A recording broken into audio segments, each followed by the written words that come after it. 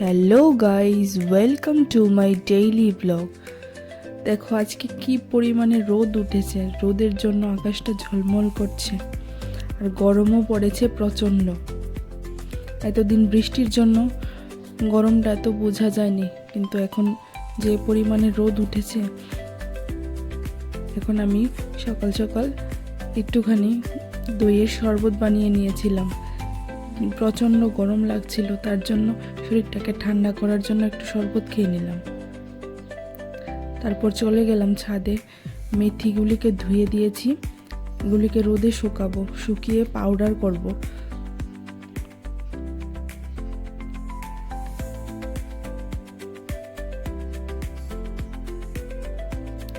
এখন চলে এলাম রান্নাঘরে। এসে আগে থেকে আমি কারকলগুলিকে কেটে রেখেছি, আর আজকে একটু চিকেন রান্না করব, তার জন্য মশলাটাকেও রেডি করে রেখেছি। পেঁয়াজও কেটে রেখেছি, আলুও কেটে রেখেছি, যা যা যাবতীয় লাগে আর কি। এদিকে আমার ডালও হয়ে গেছে, ডালটাকে নামিয়ে নিলাম। এদিকে কড়াইতে আমি কারকলগুলিকে ভেজে নিচ্ছিলাম।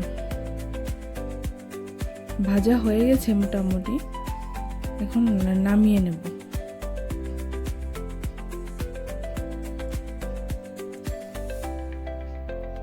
চিকেনের জন্য এদিকে আলুগুলিকেও ভেজে নিলাম।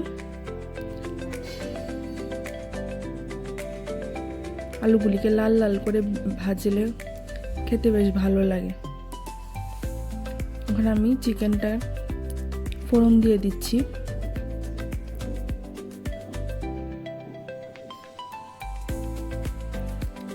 চিকেনটা 2-3 দিন আগে আমার বর এনেছিল, ঘরে চিকেন এনেছিল আর কি।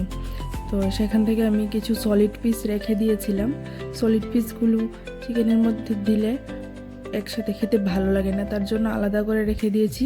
এরকম করে ছোট ছোট কুচি কুচি করে চিকেনগুলিকে কেটে এরকম ভাজি ভাজি করলে খেতে বেশ ভালো লাগে। তোমরাও খেয়ে দেখতে পারো, বেশ ভালো লাগে।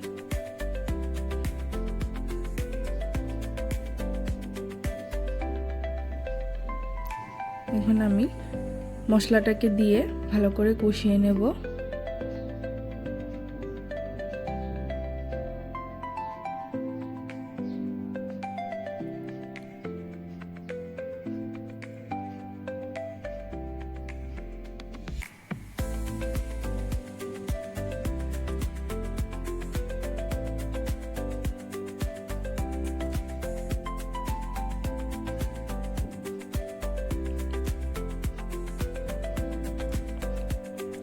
মশলাটা কষানো হয়ে গেছে।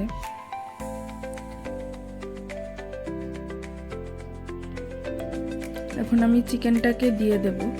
চিকেনটাকে দিয়ে আর একটু ভালো করে কষিয়ে নেব এবং একটু ঢাকা চাপাও দিয়ে রাখবো, যাতে চিকেনটা ভালো করে সেদ্ধ হয়ে যায়।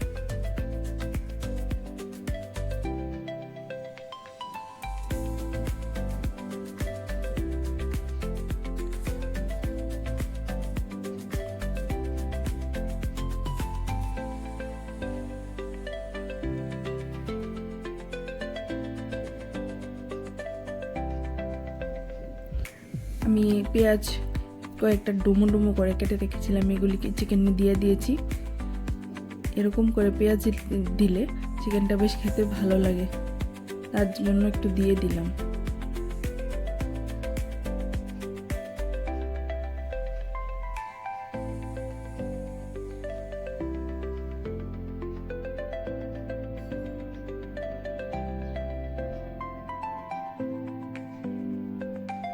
এদিকে দেখো চিকেনটা মোটামুটি হয়ে গেছে কষানো। এখন আর একটু নাড়াচাড়া করে তারপর গরম মশলা ছড়িয়ে চিকেনটাকে নামিয়ে নেব। আমার ভিডিওটা যদি ভালো লেগে থাকে তাহলে অবশ্যই একটা লাইক, কমেন্ট এন্ড শেয়ার করে দিও। আর যদি তোমরা ভিডিওটা ফেসবুক থেকে দেখে থাকো তাহলে অবশ্যই ফলো করে দিও। আর ইউটিউব থেকে দেখে থাকলে সাবস্ক্রাইব করতে কিন্তু ভুলো না। টাটা।